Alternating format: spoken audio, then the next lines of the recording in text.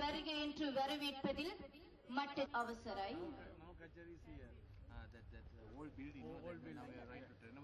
උතුර ප්‍රදේශයට අධ්‍යවශ්‍යම පාතාලී සම්බික රණවක මැතිතුමාට அவர்களோடு இன்று இந்த விழாவிற்கு வருகை தந்திருக்கின்ற பாரம்பரிய கைத்தொழில் மற்றும்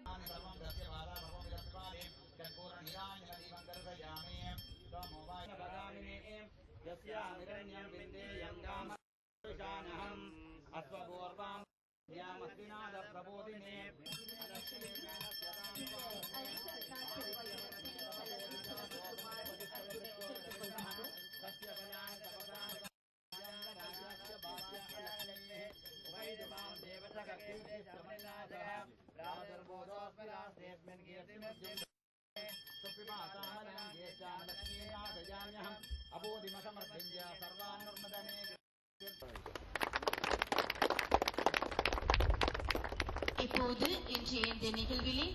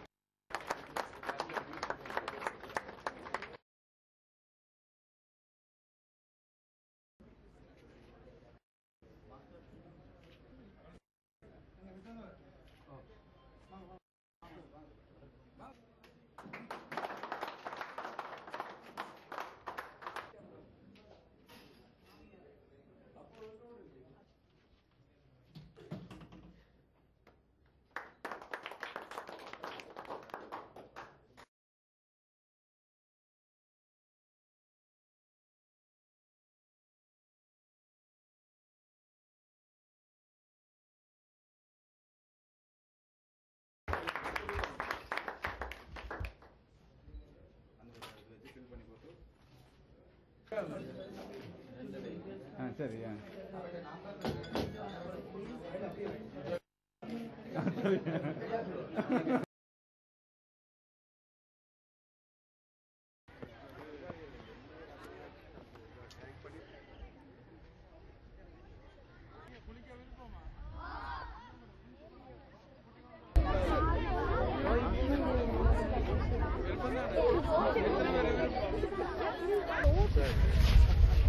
யாழ்ப்பாணத்தில் பெரிய ஒரு பூல் பள்ளிக்கூடத்தில் இருக்கிற மாத்திரத்தில் பெரிய பூல் இதை உண்டு தான்.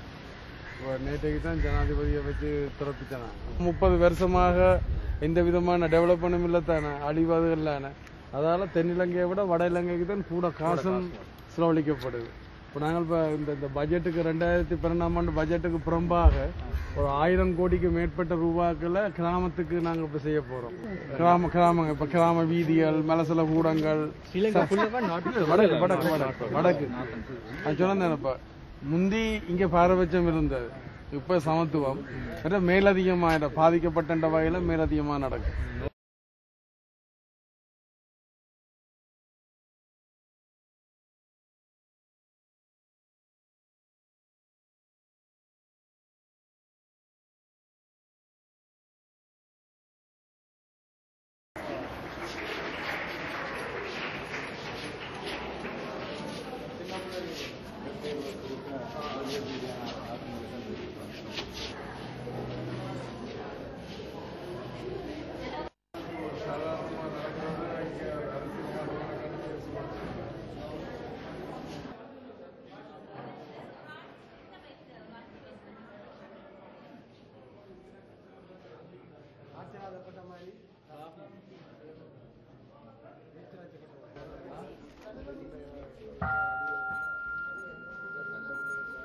இன்று இந்த நிகழ்வில் கலந்து கொள்வதற்காக விடுக்கப்பட்ட அழைப்பையிட்டு அந்த ஏற்பாட்டாளர்களுக்கு என்னுடைய சந்தோஷங்களை, மகிழ்ச்சியையும், அன்பையும் தெரிவிக்க கடமைப்பட்டிருக்கின்றேன். நாங்கள் அவ்வளவுக்கு விரைவாக இந்த பகுதியை இன்னும் பல முன்னேற்றகரமான நிகழ்வுகளுக்கு இதை நாங்கள் கொண்டு செல்லலாம் என்று நம்புகிறேன். நன்றி. صراط الذين أنعمت عليهم غير المغضوب عليهم.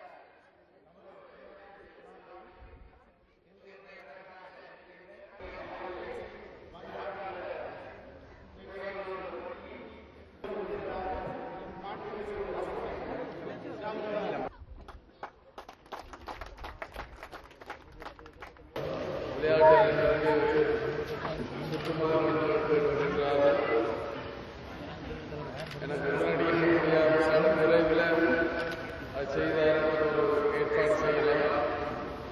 அதை விட இந்த கிட்டத்தட்ட ஒரு 1000 கோடி ரூபாய்களுக்கு மேலான ஒரு வேலை திட்டத்தை நாங்கள் முன்வைத்திருக்கிறோம்.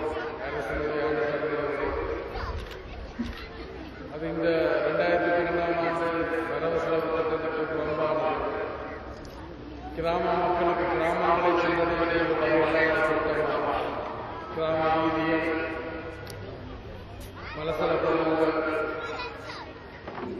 வீடுகள், சரசம நிலையங்கள், பொதுவான கட்டணங்கள் அமைப்பதை சொல்லி கிராம மக்களை குடிநீர் உட்பட கிராம மக்களை நேரடியாக சென்றடையக்கூடிய வகையிலான திட்டம் ஒன்று.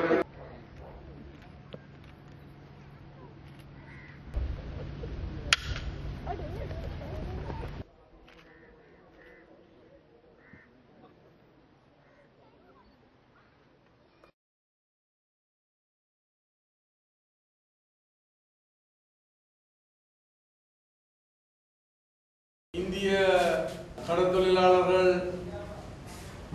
எல்லைமீறி வாரதால் ஏற்படக்கூடிய பிரச்சனைகள், எல்லைமீறி வரைகளை என்ன நடக்கும் என்று சொன்னால், ஒன்றுங்கட வளங்கள் அள்ளுப்பட்டு போகுது, இல்லை அழிஞ்சு போகுது. ரெண்டாவது, எங்களுடைய வாழ்வாதாரங்கள் அடிபட்டு போகுது. நீண்ட கால யுத்த சுமைக்குள்ளால யுத்த சூழலில் இருந்து வந்த நாங்கள் அதிலிருந்து விடுபட்டு சுதந்திரமாக கடற்தொழிலை செய்யக்கூடிய நிலைமை வரைகளை பல பாதிப்புகள், இழப்புகள், துன்பங்கள், துயரங்களுக்கு கூடாக நாங்கள் திரும்பியும் அதில் இறங்கியல இந்திய கடற்தொழிலாளர்களுடைய பிரச்சனை வருகிறது. இப்போ நாங்கள் சுதந்திரமாக அரசாங்கத்தால் அனுமதிக்கப்பட்டிருக்கிறோம், தொழில் செய்கிறக்கு அனுமதிக்கப்பட்டிருந்தோம். எங்களுக்கு இந்திய மீனவரால் தொழில் செய்ய இல்லாத நிலைமையில நாங்கள் இருக்கிறோம். வடமராட்சி வடக்கு கடற்பகுதி தான் இலங்கையின் ஒரு பிரதமான கடல் வளம் உள்ள பகுதி. பீட்ரூட் பேங்க்னு சொல்றது இந்த இடம் தான். இந்த இடத்துல அந்த மீன் உற்பத்தி ஆகிற இடமும் இதுதான்.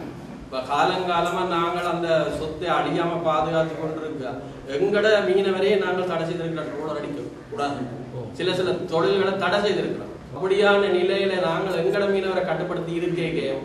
இந்திய மீனவர்கள் வந்து எங்கட வளங்களை அழிச்சு எங்கட சொத்துக்களை சூறையாடுற மாதிரி எங்கட கடற்பகுதியில் உள்ள சகல வளங்களையும் சூறையாடி கொண்டு போறதால நாங்கள் சுதந்திரமா தொழில் செய்ய முடியாம இருக்கிறோம். அவை தங்களுடைய வளங்களை தாங்களே அழிச்சு போட்டாங்க. இப்போ அங்கே தொழில் செய்ய முடியாது. இப்போ அதனால் அவர்கள் நேரடியாக இங்கே வரார்கள், இங்கே உள்ள வளத்தை பிடிக்கிறது தான். நாங்கள் அப்படியே அதுதானே. எங்களுக்கு 10 லட்சம் ரூபா வரும். நைலான் விலைன்றது எங்களுக்கு அந்த விலையில் பொறுமதி கூட எங்களோட பொறுமதி அதிகம். அவங்களுக்கு மடியன்ற பொய்யது தான். எங்களுக்கு கிலோமீட்டர் கணக்கு. அப்போ எங்களோட பெருமதி கூட 5 லட்சம் 6 லட்சம் வாங்க வேணும் எங்களுக்கு. இப்போ இந்த யுத்தத்தால் பாதிக்கப்பட்டாக்கள்லாம் இன்னைக்கு அடை வச்சு பேங்கில் வாங்கி அதை போட்டு முதல்ல போட்டால் இப்போ சில படங்கள் மீத வந்துருக்கு வேலையெல்லாம் போட்டு எவ்வளவு தொகையான பிரச்சனை மீன் பிடிக்கிறத பற்றி எங்களுக்கு பிரச்சனை இல்லை. ஆனால் இதுகளை எல்லாத்தையும் ஒரே தரத்திலே அள்ளி முழுவதையும் வலிச்சு அள்ளி எடுத்துக்கொண்டு போய் வளங்களையும் சேர்த்து அள்ளி கொண்டு போயிட்டா பிறகு எங்கே வாழ்றாங்க? இன்னும் இதே மாதிரி ஒரு சூழ்நிலையில் 2 நாடுகளும் இதே மாதிரி இந்த இதை கண்டினியூ பண்ணி கொண்டிருக்குமா இருந்தால் இன்னும் ஒரு 3-4 வருஷத்தில் 2 பகுதியிலுமே பட்டினி சாவு தான் ஏற்படும் கடற்கரை மீனவர்கள். இது நிச்சயம். இது சம்பந்தமாக நாங்கள் 2004 பேசியிருக்கிறோம். அமைச்சர் உதவியோட கொழும்பில் பேச்சுவார்த்தை நடத்தியிருக்கிறோம். நாங்கள் இந்தியாவுக்கு வந்து நாங்கள் பேசியிருக்கிறோம். ஒவ்வொரு கிராமம் போய் எங்கள் நிலைமை எடுத்து சொல்லியிருக்கோம், ஏற்றுக்கொண்டு. ஆனால் அவை சொல்லியிருக்கோம் என்ன, அரசாங்கம் தங்களுக்கு மாற்றுத் தொழில் தரையில் என்பதான் பிரச்சனை. அரசாங்கம் தங்களுக்கு மாற்றீடான தொழிலை தந்தால் தாங்கள் இந்த தொழிலை கைவிட முடியும். இந்திய மக்களும் இலங்கை தமிழ் மக்களும் எல்லாரும் 2 பகுதியுமா சேர்ந்து இந்த வளத்தை இந்திய அரசாங்கம் நினைச்சால் இதை உடனடியாக மாற்றி அமைக்கலாம். அவர்களுக்கு பலநாட்களுக்கு தேவையான வழிகளை கொடுத்து அவர்களை தொழில் செய்ய வைக்கலாம். அதை இந்திய அரசாங்கம் நினைச்சா கட்டாயம் செய்விக்கலாம். அவர்களுக்கு கடன் அடிப்படையில் பேங்க் லோனை கொடுத்தோ அல்லது மானிய அடிப்படையில் கொடுத்தோ அவர்களுக்கு நைலோன் வேலைகளை கொடுத்து இந்த ரோலிங் தொழிலை நிப்பாட்டினால் நிச்சயமாக நாங்கள் அவர்களும் ஒற்றுமையாக தொழில் செய்யலாம்.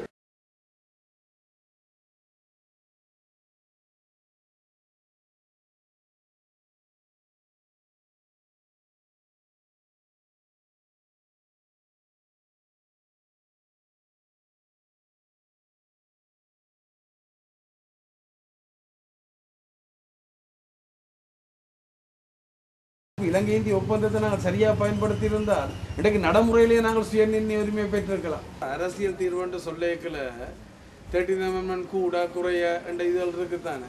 பானபடியினால் நாங்களும் இறுதி தீர்வு அதில் கதைச்சு முடிப்போம். நகரமாக இருக்க முடியாது, இங்கேயும் தங்கம் தான். இதை நான் பல தடவைகள் ஜனாதிபதியை கொண்டு இங்கிட்ட மேடையில் சொல்ல வச்சிருக்கிறேன். ஹை செக்யூரிட்டி சோன்ன்றது இலங்கையில் எங்கேயும் இருக்க முடியாது. ஆனால் ஆமி கேம்புகள் இருக்கலாம். இந்தியாவில் இதுக்கு படைகள் இன்றைக்கு ரொம்ப குறைச்சிட்டோம், இன்னும் குறைப்போம். நேற்றுக்கும் ஜனாதிபதி வந்து சொன்னார், நீங்கள் இப்படித்தான் செயல்படணும். இப்போ நாங்கள் மக்கள்கிட்ட ஒன்று பேசுறது, ஜனாதிபதிட்ட வேறு ஒன்று பேசுகிறோம் இல்லை. ஜனாதிபதிட்ட எதை பேசுகிறோமோ அதான் மக்கள்கிட்ட பேசுகிறோம். டிஎன்ஏ அப்படியே இல்லை. டிஎன்ஏ வந்து அங்கே தங்கள் தனிப்பட்ட தேவைகளை பேசுறது, வெளியாளவே வீரமாக கதைக்கிறது. நாடாளுமன்ற தெரிவுக்குழு அப்போ அது நான் தான் ப்ரொப்போஸ் பண்ணது. தெரிவுக்குழு கூட தான் அந்த பிரச்சனையை தீர்க்கலாம். இப்போ நாங்கள் எப்பயும் ஒரு நடைமுறை சாத்தியமாகத்தான் பிரச்சனையை பார்க்கிறது.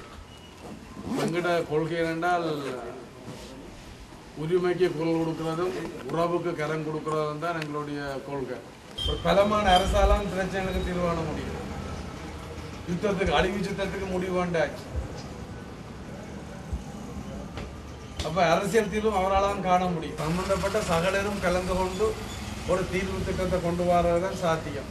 ஒரு தீர்வு திட்டம் வருமாக இருந்தால் இந்த அரசாங்கத்தில் உடனடியாக நடைமுறை கொண்டு வர முடியும். ஏனென்றால் பார்லமெண்டத்தில் 3 இருக்கு. அப்புறம் டிஎன்ஏ சொன்னால் இதை பயன்படுத்துங்க, நாங்கள் எல்லாம் சேர்ந்து கதைப்போம்.